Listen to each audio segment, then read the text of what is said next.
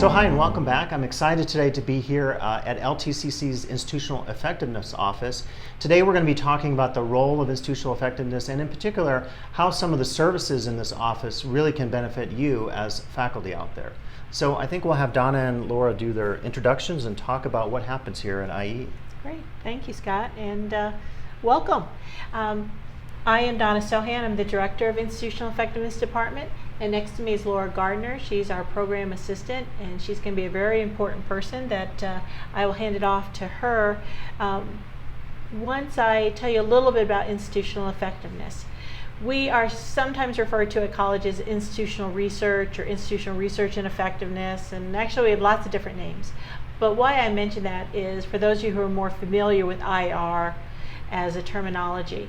We are the department that's responsible for most of the state and federal compliance reporting and grant support, and we provide data for different questions at the college, enrollment, application patterns, how we're doing in equity, reaching out to disproportionately impacted groups. When there is data involved, we are the office to come to and help address those questions. But where it ties in most often with faculty are things that we're involved in terms of assessment or annual comprehensive program reviews. We have standardized data that we supply for departments, but many times we find people have additional questions unique to their department, things that they want to ask about and some follow-up. And we have access to all the college's data. So it's a great place to come to and let us work with you. And it's not just sending us, hey, I want X. Come sit with us, let us have a discussion on what you're interested in learning. We may know of different information or sources that can help address what your question is, as well as possibly fine-tune the question so that we make sure we are providing you the information that helps you achieve your goal. And as I mentioned before, Laura, a very important person, especially in the faculty world, she is going to be working with Mark Williams, the assessment coordinator. He's a faculty member, and together we are pulling together all the assessments into the student learning outcomes, moving it all the way from courses to programs to the institutional levels. And Laura is also involved in Qualtrics surveys. That is, if you haven't heard of Qualtrics, you probably have heard of SurveyMonkey, and they're basically web-based surveys. And there's a number of different surveys that we do for faculty members interested in student interests in departments. We have to be cautious on those because we don't want to over-fatigue our students. Is that redundant? No. But if there's a survey that you have specifically that you want to get out, come talk to us and we can help you with working that, getting the questions, getting the timing, sending it out to the audience. Laura, did I take everything away from you or give you a chance to? Lumen is your site where you would enter your student learning outcomes, determine based on your course what you want your students to learn, and then use your abilities to teach it so that they can learn it. And one thing I'll say, I've seen back in the old days when we didn't have an institutional effectiveness or research office, and we did a lot of these very simple pie graphs out of computer services. It's just such a joy to see your office, and I think you're adding, will you have 4 staff total? We do. Michael Atkinson is not here right now. He is our database analyst. A large part of his work is with the MIS, which is information we submit to the Chancellor's office, but he's also working on different research queries people have, and we're developing Tableau dashboards, which I'll say for another time to go in, but data visualization. And we are in the hiring process for a 4th member for a research analyst. And that will help.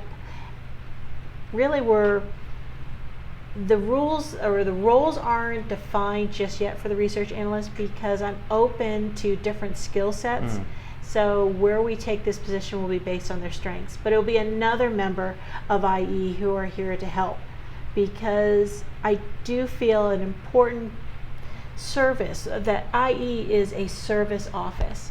We do reporting, we have lots of things going on, but we are here to help support faculty and staff who are working with the students. Right. And that support function, I would say that Laura mentioned the SLOs, and going back in the old days when I did SLOs, it felt like you were on an island as a faculty member. Now, if there's a question or an issue, if you're intimidated by it, you can reach out to all of you. And I heard, and we're shooting this video in the summer of 2019 in case you're watching it in later years, but I heard that with our ISSE offerings in summer, we had 100% SLO completion, and I think that's a record. I don't think we've ever had 100%. So something's working, and I think we're getting better, we're more nimble, and now we have, your office to be able to advise us, whereas in the past it was like, what are we doing? We don't understand what an SLO is and what we're data producing reports and things. So the data, so that faculty members aren't doing assessments and then it just kind of disappears. Yeah, right. We're actually able to bundle the information and get it back out to the very people who are needing to use it. Yeah.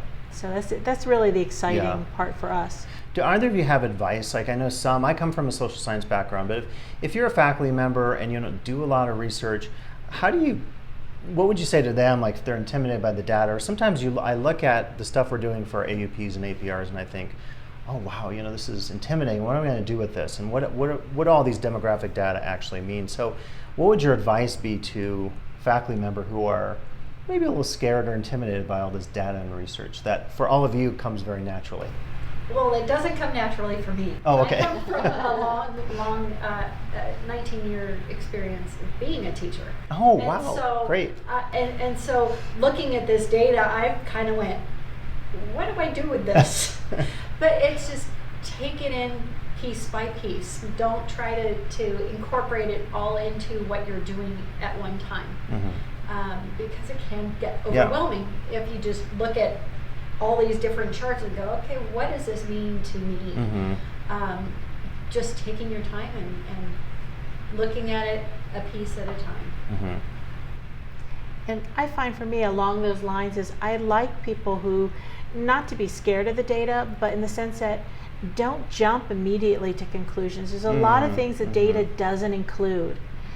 There's factors. So part of the whole data piece is thinking about what isn't being addressed, what assumptions are being made, really looking at it. So not necessarily to go as far as being scared, but I'd rather have the person who says exactly what is this saying, and then thinking it through, and we can tell you what the data isn't able to capture, what it is, and we're here to help walk through it with you.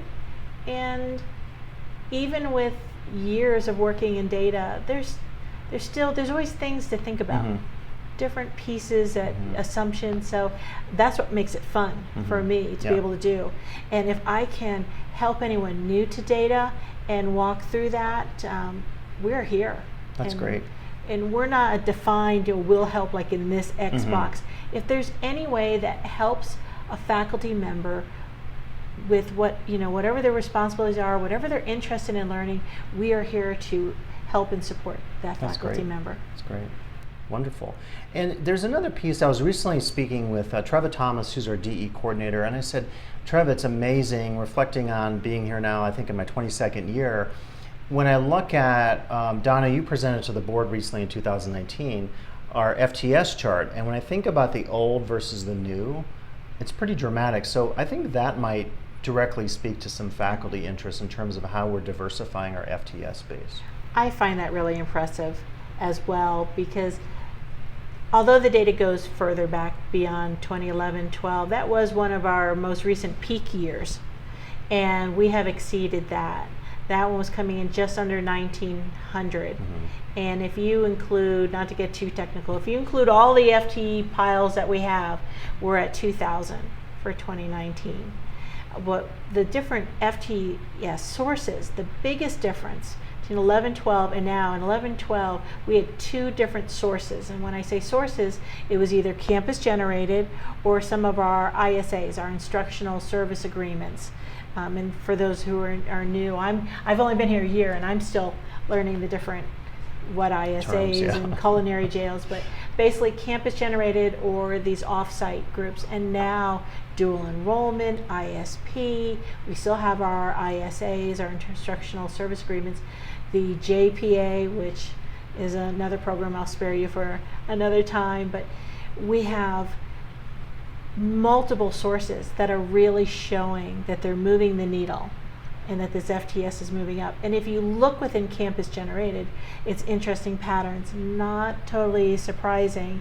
Campus, the face-to-face components are decreasing. Distance ed is increasing, but I'm more interested right now in the face-to-face because we did have an increase for the first time in quite a while between this year and last year. And now with our new programs coming into place, our Promise programs, we have some international programs. I'd love to see that number keep on the increase. Yeah, that's excellent. And you mentioned Promise, and I think there's a side of it that, and you're closely involved in our Promise meetings, and for those of you not familiar with Promise, we're going to be rolling it out, and I have a lot more information on this. But one of the things that's interesting is we're piloting as part of that, and it's a cohort model with Promise. With Naomi in financial aid, we're doing a research project with the Chancellor's Office, and that will involve doing a seminar on financial literacy and then sending a series of for students who opt in to receive it, active text messages.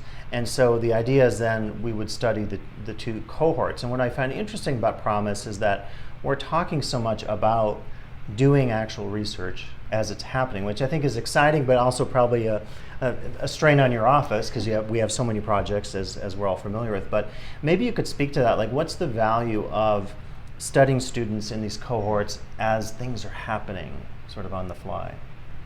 Well, I think of it going back to like accreditation. What I view accreditation is taking a look at an honest assessment. Are we doing what we think we're doing? And by having this data, whether it's in Promise or assessments or anything else, are we doing what we think we're doing? With this Promise program, these are first-time, full-time students coming in. They have a number of services wrapped around them. Is it making a difference? Do those financial literacy, tutorials help? Are they? Or are we spending all our time doing these things and we're not seeing a difference in the outcome? We hope that's not the case, but until we actually take a look at it, we don't know. We're based on anecdotal, I think the students really benefit from it. So, and again, I do want to stress that data is not the sole answer. Not everything can be answered in data, and also not every conclusion can be drawn by data. So it's a piece of the puzzle, but an important piece. I think that's great. And I think it's great that your office is willing to educate all of us, because again, if people don't come from research backgrounds, I feel like, well, how am I supposed to complete this program plan? And even back in the day, I remember we were doing on our comprehensive program reviews, we kind of would joke about it, but they wanted us to go out like by Rayleighs off campus and sort of pass out surveys like, hey, what do you know about the anthropology program? And we would always wonder, like, is this serving any purpose? And I think in retrospect, we'd say probably not, but we learned from some of those mistakes, and we finally figure out over time, like, wow, we need an entire office dedicated to this. Because faculty, administrators, classified staff directors, they don't have the time. We all do we work with data, but to have that overarching institutional look at things, you bring the expertise, and also I think you bring objectivity, because I think there are times where, not me, right, but some faculty might say, or classified staff, well, I want to protect my program. And so getting back to your point about how do you read the data, I think it's very important that you provide like that sober, objective overview of data, and then it's not left to we can interpret in our own departments, but I think we need a bigger picture often, and I think that's what you bring to thank you. I like to think so too. Yeah. But I'm also learning. There's a lot of caveats and nuances and what, like 4 isn't 4 all the time. So it's a great chance for me when I work with other departments and with faculties to learn more about the data that we have in place. And the more I learn about Lake Tahoe Community College and its data and its programs, the more I can help serve. That's great. That's great.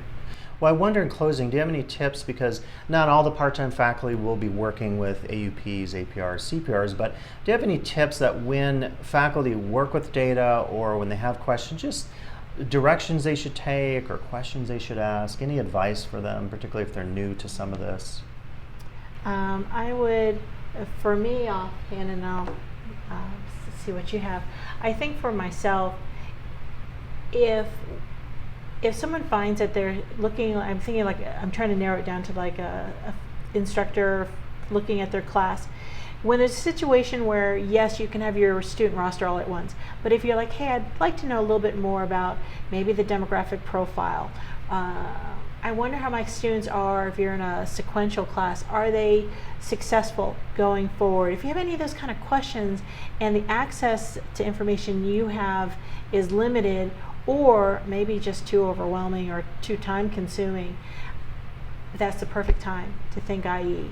Great. Come to us, because we are here to help. And then interpreting the data, I'd say just always ask questions. It's not asking questions is really where people get into trouble. And I'm asking questions all the time. Yeah. And I often find, like, when we deal with the demographic profiles in our AUPs, APRs, sometimes we have a population that's really small, and so we might say, well, they increased by 100%.